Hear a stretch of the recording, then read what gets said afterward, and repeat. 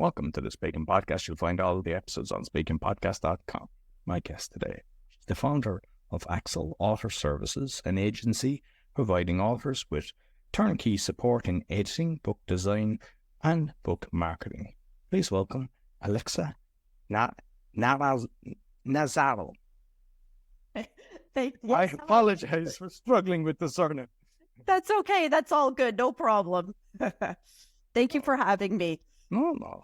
Looking forward to this because I've listened to a few videos that you've put out, and it's very interesting. Because I've had a few different people doing book stuff, and I've learned a few things just from listening to some of the shows. So I know that the listeners will actually get some benefit from this. But I've just kind of mentioned a few things there. But you might just let the listeners a little bit more about Alexa. Sure, absolutely. So I am the founder of Aaxel Author Services. We are an author services agency. We work with authors who want to enjoy the creative control and the financial freedom, if you will, of self-publishing, but they want to do it in a way that's professional. So they don't want to do it completely on their own. And when I say financial freedom, I'm not talking about just making millions of dollars, although that's always nice, but financial freedom in the sense that we're not here to dip into any royalties. They are their own publisher. We are more like a publishing partner. So we help them through all the stages of editing, like you mentioned, editing, book design, publishing, book marketing, and we fit in wherever it makes sense for that particular author. And we work with authors across all genre, nonfiction, memoir, fiction, children's books. We do a lot of children's books. It seems that every second adult has some kind of a children's book within them. So we work across all genre, and we're really there to help them be the best author and publish the best book that they can. Very good. So I know that when I was looking at this, the first thing I thought, because unless America spells it different, but like Aaxel, A-X-E-L, and I'm wondering, because in Ireland we used to have the golden pages, which is like the phone book, and it was like you have the two A's, so you become first in the actual thing. Is that the reason behind it? You know what? That's so funny. So my first name's Alexa, and when I was trying to figure out a business name, I just said, I just don't know. Like, I know the author services part. What is going to be that first word? And then I said, you know what? I'm going to take my name and I'll just throw the A from the end and I'll drop it in the middle without any strategy, like you were talking about, alphabetical order, because nowadays I don't know how many people consult the telephone book, the yellow pages as we call them. So I don't know, but it just kind of, when I put it together, I said, oh, that looks cool. That looks sleek, the double A. So that's honestly the only reason. Right. So I'd love to know your thoughts on, like, with the work that you're doing and dealing with different authors. AI seems to be a big thing, and I know a lot of people are writing books through the AI. Do the authors need to be worried about this?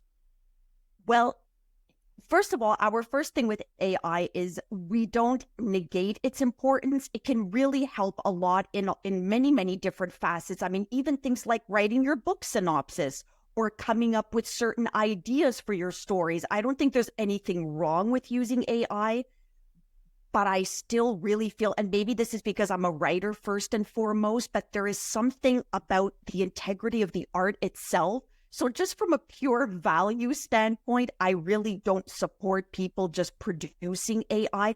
And authors have to be really careful because KDP, especially Kindle Direct Publishing, they are being quite vigilant about pulling down books that are AI generated. This is why they also are starting to place limits on how many titles you can set up per day and whatnot. They're becoming very vigilant. I have heard of authors who have they have AI produced audiobooks that were pulled off of Amazon. So you need to be careful because Amazon in particular is a lot smarter than we might think. So I don't think there's anything wrong with borrowing from using AI for certain things, but I have yet to work with an author who says, hey, I've written my book using AI and we're ready to publish. Now it doesn't work that way with us, but maybe that's just, I think it's like a synergy. I think it's about who you attract, really. So with Amazon, I believe they're probably the biggest boys in the field. I have seen, not just with books, but I've seen with products that basically, if somebody was selling a certain product, they went, ooh, we'll have a piece of that. And they chuck your man down to the 5th page and he loses his income overnight where he could have been making $500,000 a year. So that shows the sliminess of them. With me, I just done the planner. I had a book, but I didn't publish it yet, but I had the planner, and I've done it in the different languages. Everything was the exact same. I had somebody else doing it with me, a girl that was working with me. Right. You have the whole lot set up in the exact same way. And it after you getting it right, the next language, it doesn't accept it, the cover, the book cover and everything. It was like so much time and effort. It wasn't a simple process.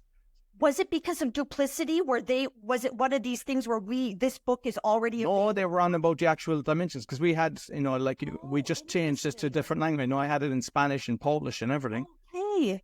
Oh, okay. Well, look, at the end of the day, you can find a million webinars for people on hacking Amazon, and let's figure out the Amazon algorithms. And Amazon, they like to kind of keep a bit of a distance. They're never going to show their full hand. And so you do the best you can. You acknowledge the strength of Amazon. I always tell authors it would be really a mistake to just ignore, because there are authors who say, oh, well, I just don't want to be on Amazon at all. They have an issue with Amazon, and that is fine, but you have to kind of learn how to play the game. So, use Amazon for what it can do. And that is obviously the scope of its readership and its reach.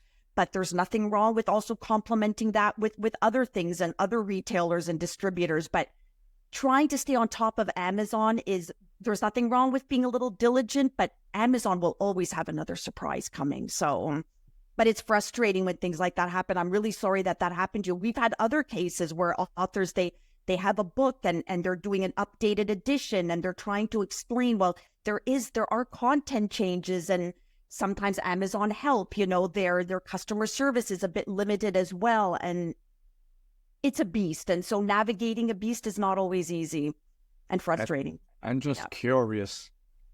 Do you think they're given the right statistics of sales going through? Because I don't find them an ethical company. And that's just from me, from what I have seen. So I'm just wondering, if I've got 100,000 sales or 10,000 sales or even 5 sales, do they actually give me the real figures so that I get the proper royalties? Oh, my goodness. Well, yeah, I mean, I guess you could speculate. I would really have no proof either way.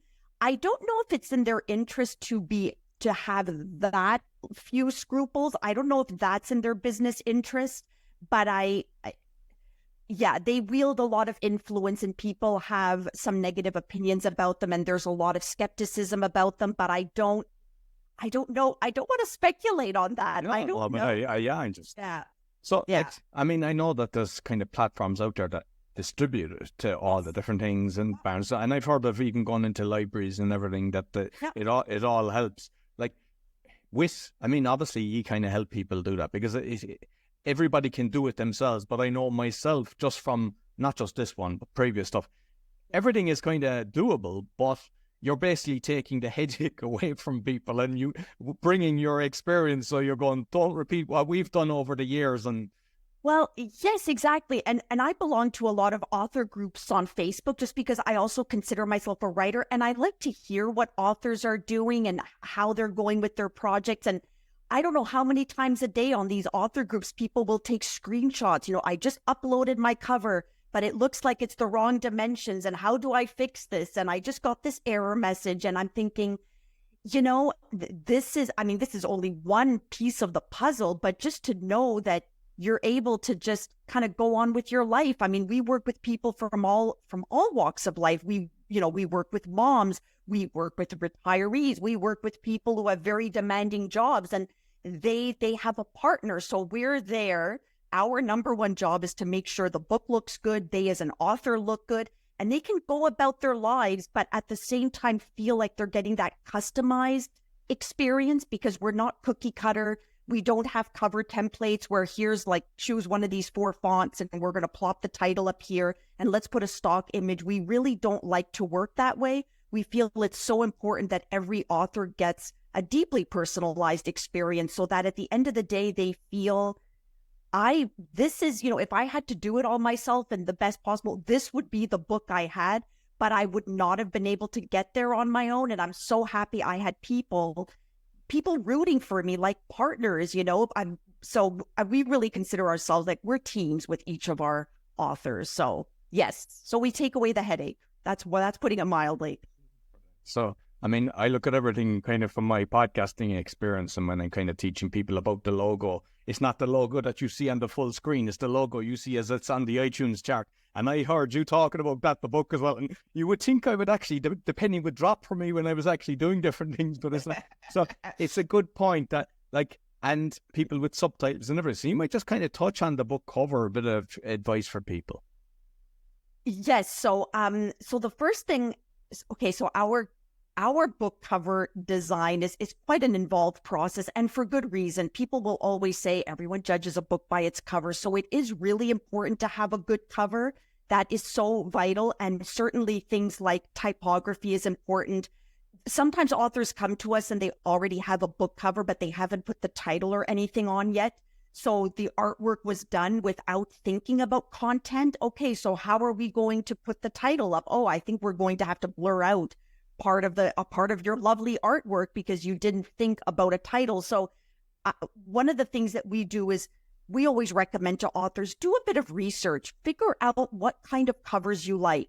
And we always have a questionnaire that we send to authors because we really want to get as much information as possible. And so one of those things is what covers are out there that you like. So we always recommend they start with looking at books in their own genre to get an idea of what other authors are doing. But then we also encourage them, to look beyond, because sometimes there might be a particular color that speaks to them, or there might be a particular typography. So we really look at all of those little details.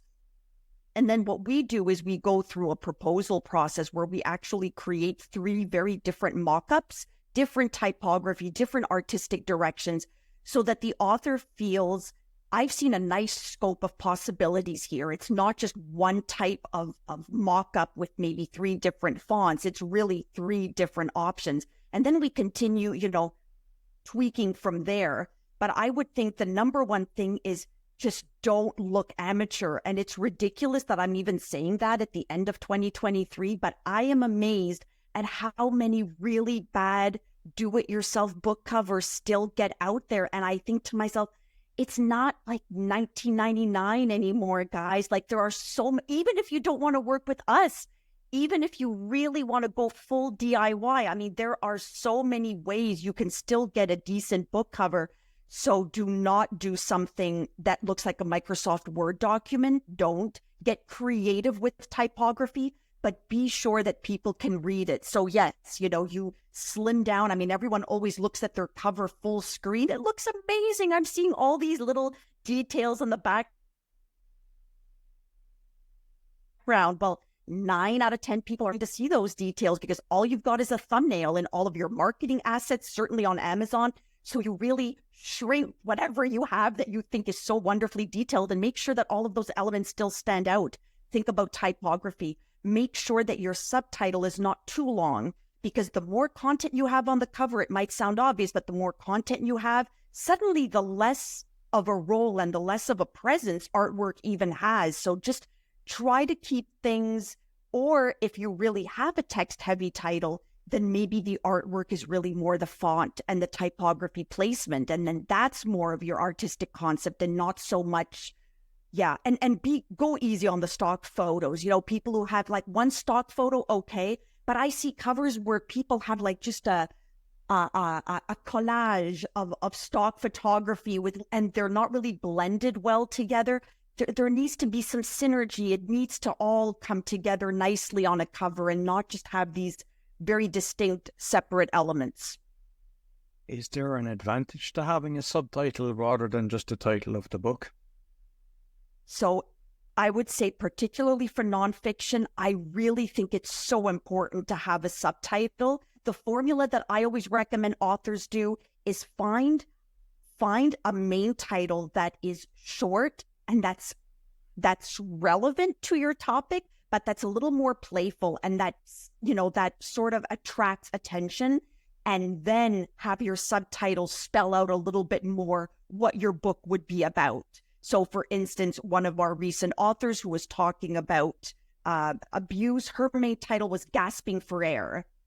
And then her subtitle was Escaping the Stranglehold of Narcissistic Abuse. So having that as a main title would have been really cumbersome, but gasping for air, it's ooh, gasping for air, what's that about? So it spoke to her book, but it didn't give too much away. It wasn't that explicit, so it's still creative. You want a title that's memorable. But for other books, I mean, for fiction, no. I think if you have a really good main title, and we could do a whole episode just on finding a title, it's not always easy, especially for fiction. I work with quite a few fiction authors who say, I love my book, I'm really happy with my manuscript, but I don't know what the title should be. So that's a whole other thing. But for fiction, usually one main well-crafted title is enough. But definitely, I would say for nonfiction, and sometimes even memoir, having a subtitle is good. It just gives people a little bit more information on what the book is about. So I read about 100 books a year. And, you know, with the podcast now, I ask people, send me the book if you want me to be promoting your book. That's the minimum that they can do for me. But what I'd love to know is with the font, because like some of the books that I see, I'd nearly need a magnifying glass, and I find I'm struggling to just, and then there's others I could read it from across the room and it's finished in like 20 minutes. Because they're like, there's a lot I found recently. They're like putting like 10 words on it's like the font size is massive. So what's the sweet spot for that? What would you recommend? I would say somewhere between those two extremes that you just described. So yes, you really want to be careful to not go too small on the font. I would say, well, first of all, let's talk about body text font, especially when we're talking about novels or lengthy books. That's not where you want to get creative with typography. Get creative with chapter headings. Get creative with the drop caps, that first big letter at the beginning of every chapter. That's where you can get creative. At the end of the day, when it comes to actual body text, keep it simple. Keep it legible. That's rule number one. And that is a rule that not all authors follow. I think sometimes people get tempted. They want to be creative. They want their book to look unique, but you want people to be able to read it as well. And so I would say really think about legibility, and also think about spacing between the lines. I think that also helps in legibility. Make sure the lines breathe. I mean, this very large print, I mean, there are books that are purposely made with larger print. For instance, for early readers, to get children to first get into chapter books, they want to feel like they're accomplishing something by reading a bigger book. That I can understand. There's also a whole market of perhaps older people or people with compromised eyesight for whom big font, but I don't know about that really big font. We've never produced a book with that huge a font. So that's interesting. So I would just say legibility, number one, and allowing breathing space between the lines, number two. And some authors, I think maybe what might have happened is some authors are afraid of their book being too long. So maybe they opt for a smaller font so they can pack more words in. But then what happens is what you just said. Oh my gosh, it's such a task to read this book, and you don't want people to feel that way. So yeah. And it's interesting, even with children's literature, I find that too. Sometimes people think, oh, it's a kid's book. We can get so creative and pick the craziest, wildest font. And no, you want parents to be happy to read this book at the end of a long day with their children. So legibility is really important. Excellent. So there's different, like, if we keep away from the kids' books and yes, the bigger books, if we look at kind of the normal ones, people that write, about themselves or business books or whatever, they tend to be kind of between 200 and 300 pages. Yeah. Is there a certain size that works better? And also, I found you've so many different colors you can choose as well. I was like, is there one that people prefer? Because I mean, do people even know when they're buying the book that it's a cream or it's a white? And is it just down to cost? Okay, right. So typically with the publishing platforms, you really have, unless you're doing a full color interior, you're really looking at white versus cream. So just to be clear, cream is not, we're not talking about like a rich, buttery ivory. We're just talking about something that is not white.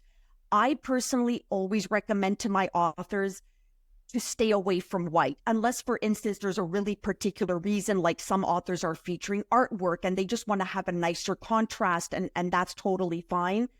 But white is really white, and I'm just not a fan. I find there's a little bit, it just looks a little more elegant cream. So I personally always recommend authors take cream. And more often than not, they'll look at their, they'll go to their own library, their bookshelves, and they'll say, yeah, let's go with cream because white is really white. But if some authors aren't sure, we've done it too, where we've ordered a proof for both. You have a proof using white paper, you have a proof with cream. And more often than not, people say, yeah, let's go with the cream. The white I find quite glaring.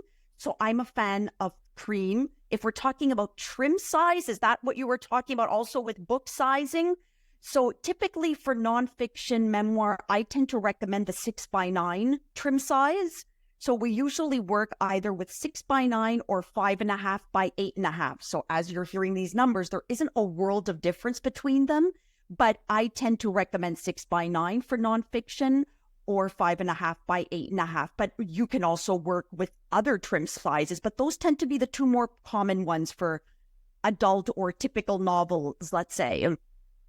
Yeah, no, brilliant. So I know that when I was writing my book, I had previously proofread a load of people's books, and I spot things immediately. With my own one, when I gave it to somebody to edit it, it was embarrassing, like the amount of errors because I was reading it in my head. So I get to give it to somebody else to actually be editing. And I suppose, is this a case of you should try to have it right, or is there strategies that, look, do the first chapter, get it edited, so then you're in your head, you kind of understand a better way of doing it rather than making the same mistake the whole way through?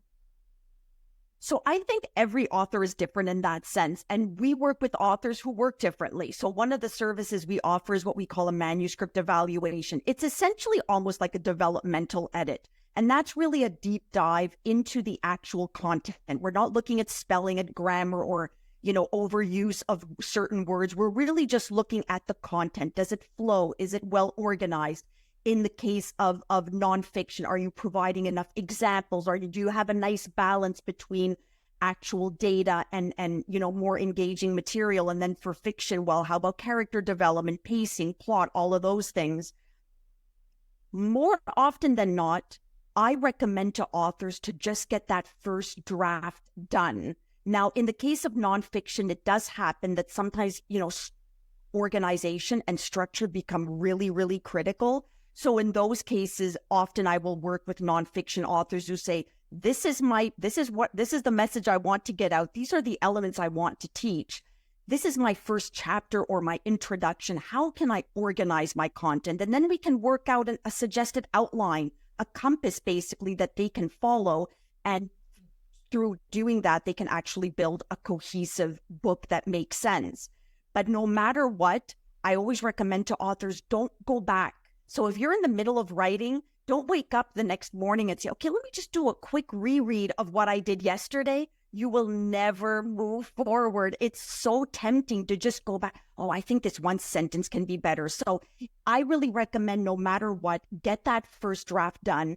If you do feel, especially if it's your first book, and it's interesting how many people don't realize that writing it's a craft. Like, there are certain rules. There's a certain level of competence you want to achieve. So if writing is really not something you've been doing a lot of, definitely work with an editor, figure out a structure that makes sense. You may find, though, more often than not, that even after having such a structure, you will find yourself going back and saying, on second thought, it makes more sense to have what I had in chapter 3 actually move up to chapter 2. And that's okay too. But once you've actually started, just keep working. Sometimes authors will send me, can you just read this one chapter? This is the beginning. Am I going anywhere? Is this worth something? I was just doing this yesterday, actually. And that's okay. But don't keep doing that with every chapter. I don't recommend it because it can just really paralyze you, and your progress just will be it'll come to a grinding, screeching halt because you're just never going to advance, especially if you're a perfectionist by nature and you're just going to go through every sentence and you want to make sure every sentence is perfect. You'll be at that chapter forever. So, yeah. So I'm just curious, have you come across a situation like what happened is I had written my book and I got it in the hands of a lot of people just to get feedback. I didn't release it. Good beta readers. And I was told basically, because I was exposing everything, don't release that, you're going to be whacked. And it was but I think what happened is with the last few years, more people kind of realize all the fraud and corruption going on. So I said, okay, now's a good time to put up all of the links that I had, because I didn't want to go into too much detail, but I had references. all gone. They've been taken down. Right. In turn, then, I mean, you can use the Wayback Machine, but you're not going to put that on your book. Like, and I'm just wondering, has that happened with other people with you? And is it better never to have it, that you just kind of break it down, that you give enough information rather than giving a reference? Because I found that, for example, if I was exposing a charity, it was good for me to give the reference. Hey, this is the link to prove that I'm not just coming up with this information. But then it disappears, and it's like, yes, that's actually a really good point.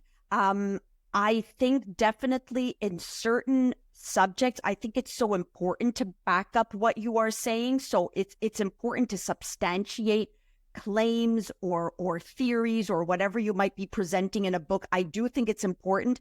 But yeah, I think it's really important to also keep in mind that things on the web, I mean, websites come and go, and your resources might come and go. So I would argue maybe I haven't had an author actually come back saying, oh my gosh, Alexa, half of my references are just no longer there. So I haven't encountered that, but I do think it's important that you actually have some data. So maybe it's just in the form of a bibliography at the end without necessarily an embedded link that all of a sudden one day, 5 years down the road doesn't go anywhere.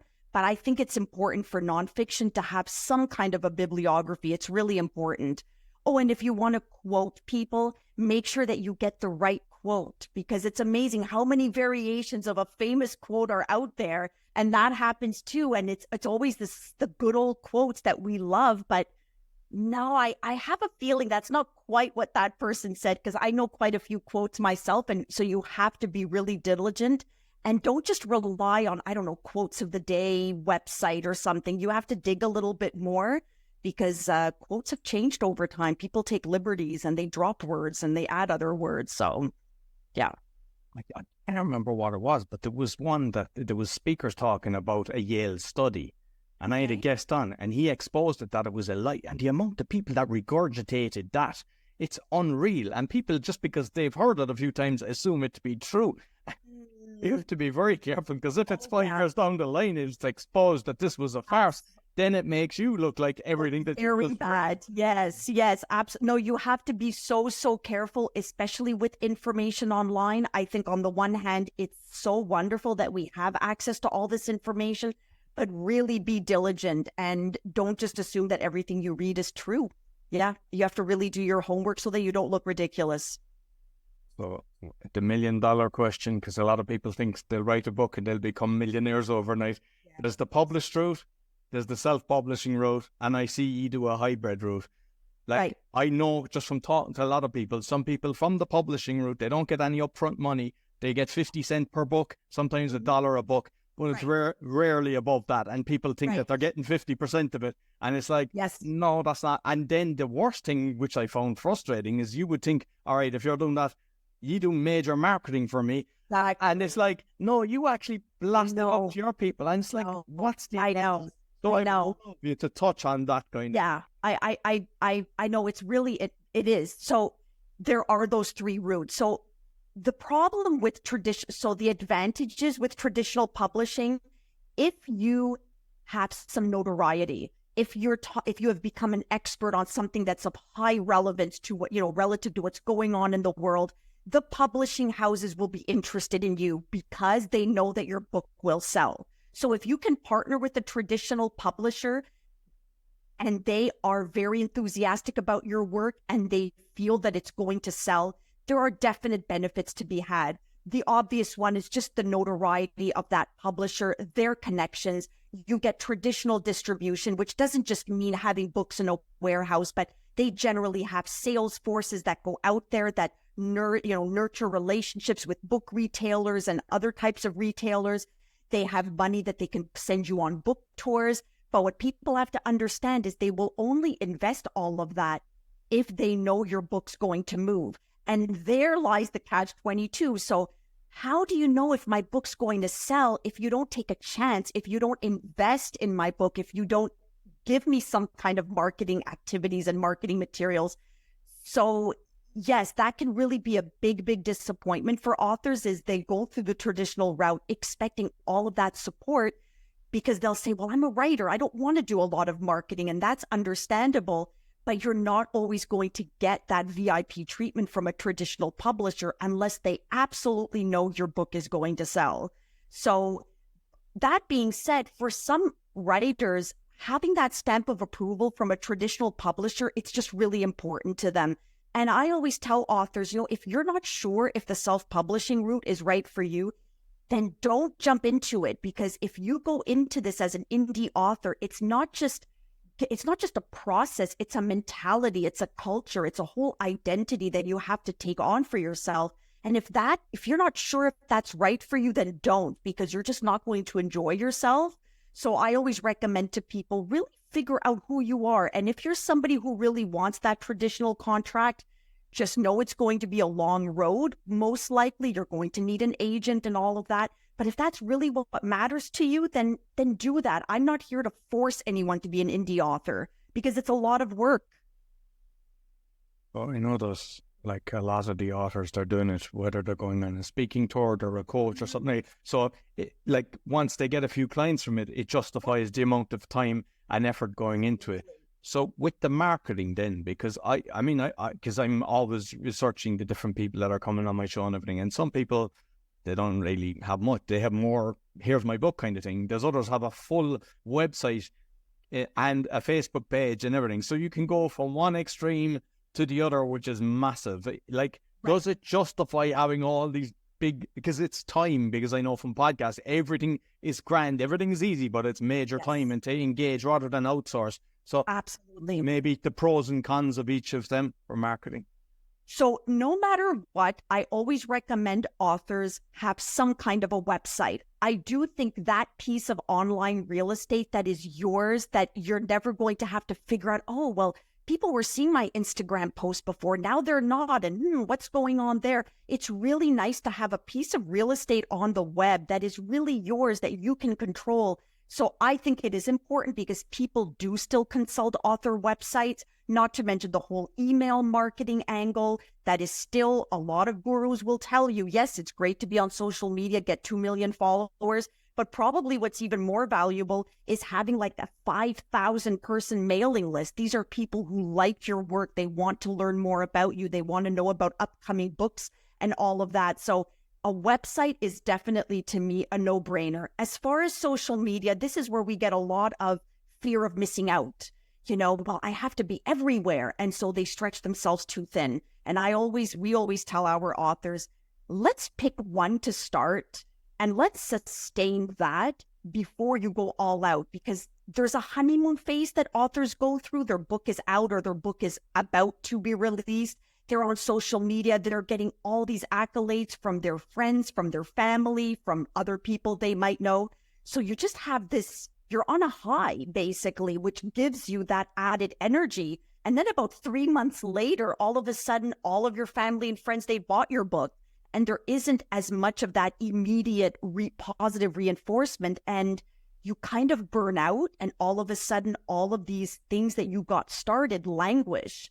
So I always recommend start small, unless you really have the ability to invest in a ton of marketing initiatives, in which case go for it. But if you want to do a lot of this on your own, pick one channel, pick two, and do them well. And for instance, yes, online is great, but don't underestimate things like bookstores. We're working with authors. We're putting together little book tours for them in their city and neighboring cities.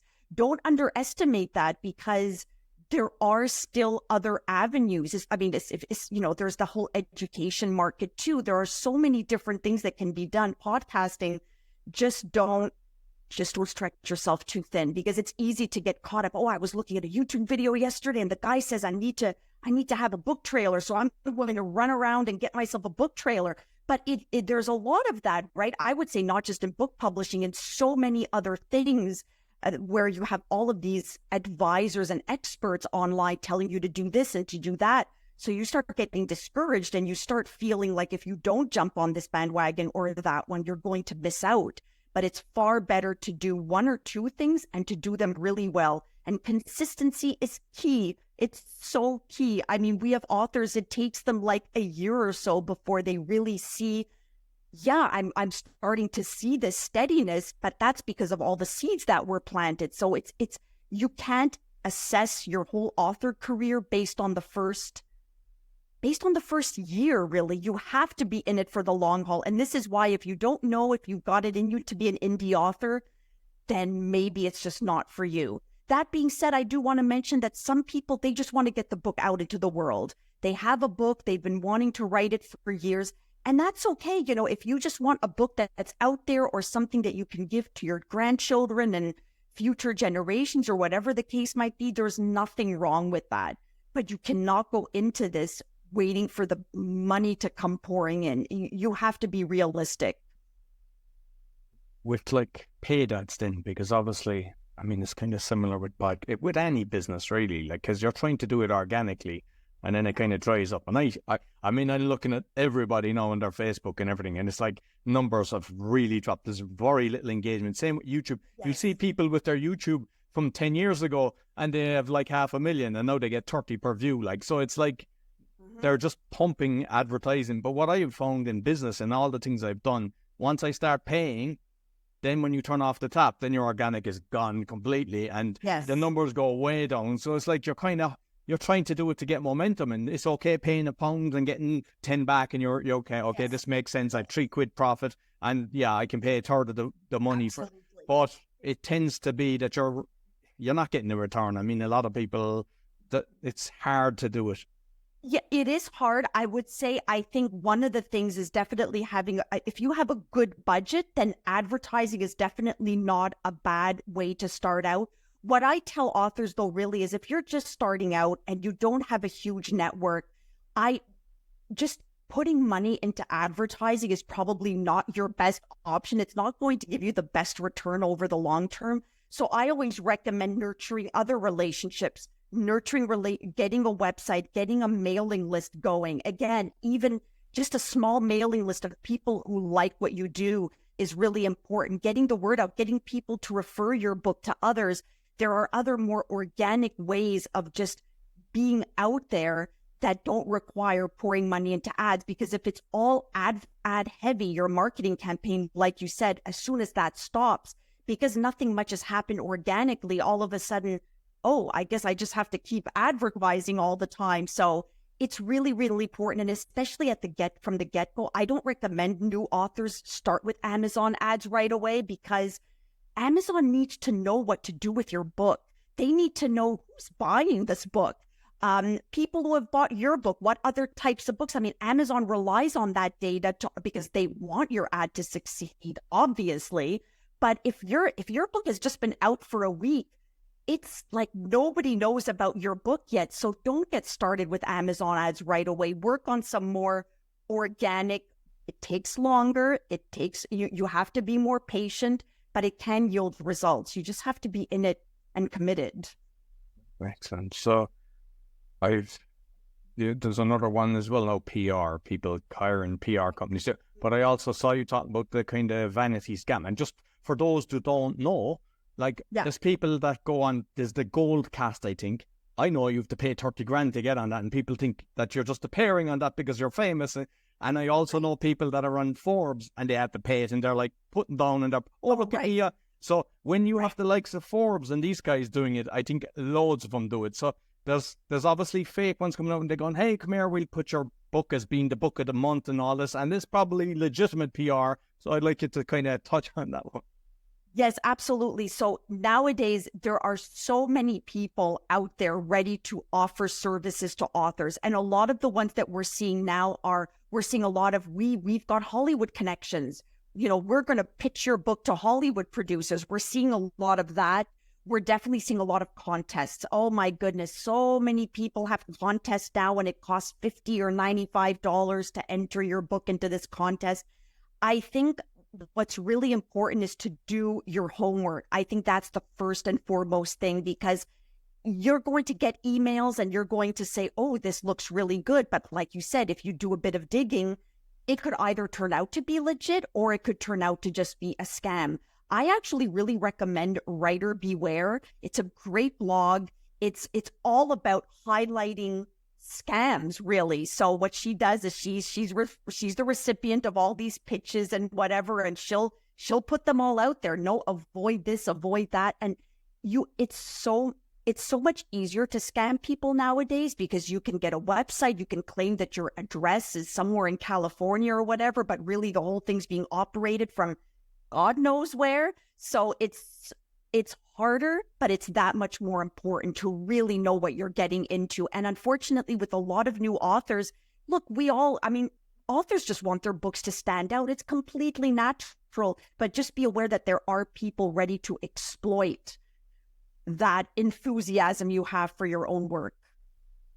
On the websites, I noticed just from the crypto thing, they have the exact same name, but one little letter or a dash or something like that, and people initially look at it, they have it looking exactly the same, and people unfortunately are falling for it. So yes, it's like, absolutely. But there are sometimes some dead giveaways. If you look at the content of some of these websites, for instance, if these websites or scams are being produced by non-English speaking countries, for instance, but sometimes it's incredible how authors won't even pick up on these clear signs that these guys are from California. Just look at their sentence structure and all these spelling mistakes. I mean, it's just, but that to me is a clue. I mean, whatever. I mean, it's a clue. So you have to be, but again, it's just authors are vulnerable because they have a dream, and anyone who has a dream is vulnerable. And that's just the way it is. So just be very diligent. Finally, the book launch. I have seen so many different ways this is done. People, like, they say, release it for nothing, get all your friends to come in and give it a 5-star rating and a review. And then I think, but they're your probably first customers. And I've heard of people getting bestseller status, but that's the end of it. It just disappears. And there's always that kind of the collection of people. They get 10 people to 30 people to write the book. Yes. They're basically tapping into them. But I know people, they're charging people $3,000 per person to just write the article. Then they're using their mailing list. And it's like so scummy the way they're doing these things. But I'm just wondering, with somebody genuine who deserves to get their message out, what's the best way to launch? So I would say the best way I think it's important to have several different aspects to launching. I think definitely having certain key things lined up are important. I think having a website pre-launch is really important.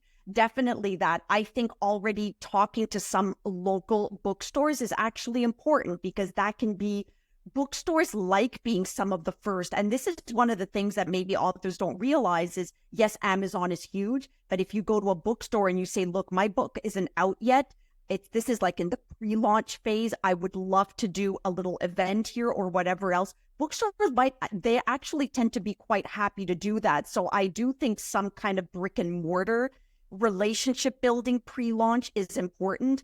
Definitely getting a street team together, people who are genuinely enthusiastic about your work. I think that's always good. Getting some of these people to start sharing your book on social media, not necessarily having to pay them a couple of grand each. I think this is where, if you can get a nice group of people who genuinely like your work and you build a relationship with them, that's certainly not bad in starting to get the word out.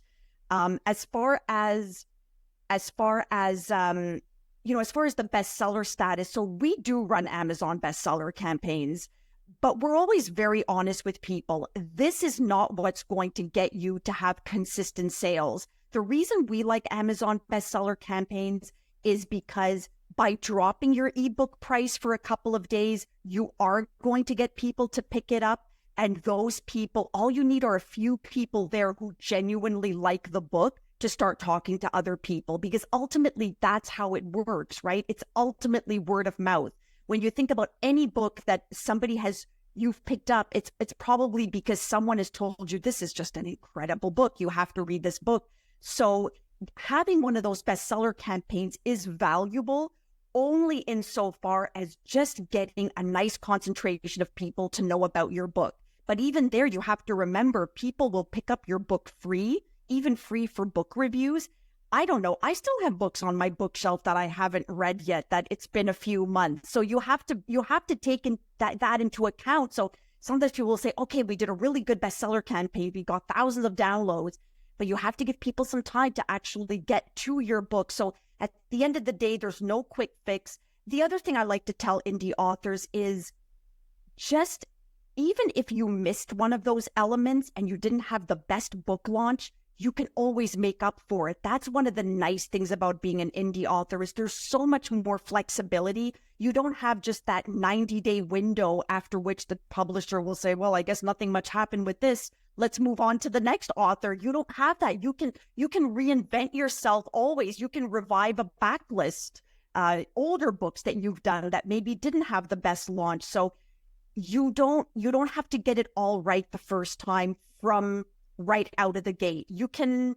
incorporate things as you go and as you learn. So that's a nice flexibility. That's the nice flexible thing about being an indie author is just having that control. Alexa, you've given incredible value today. So I know that people will realize that your business will be able to help them if they're interested. So what's the best way that they can find you? So they can certainly go to our website, www.AxelAuthorServices.com, and that's Aaxel, AAXEL, authorservices.com. They can also just email me. I love getting emails from authors. So my email address is Alexa, ALEXA, at AxelAuthorServices.com. Those are really the two best places to reach us. And make sure I put the links both in the audio and the video. Thank you very much. Right. Thank you so much, Roy. Thank you. So that's all for the Speaking Podcast. Make sure to give us a thumbs up, 5-star rating, and you find all the episodes at speakingpodcast.com. Take care. So I hope you enjoyed this week's episode. As mentioned at the start, you'll find my 6 podcasts on bio.link/podcaster. And also, if you'd like to start a podcast or do a podcasting tour, you'll find the information on that or on the QR code that's there. Be sure to give us a thumbs up, 5-star rating, and share with your friends because it really helps. Until next week, take care.